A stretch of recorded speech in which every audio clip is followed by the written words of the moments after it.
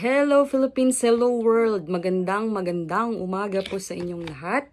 1 November po. Ang tips po natin for today's video ay regarding po sa fully loaded po na magazine.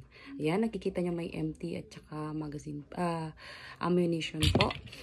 Ang paalala lang po o tips sa ating mga friendly forces po dyan na lalong-lalo na kapag outgoing na po, kapag hindi naman po gagamitin, kailangan po nating i-unload ang ating mga ammunition po nang sa ganun po ang magazine spring po natin ay makapagpahinga din po.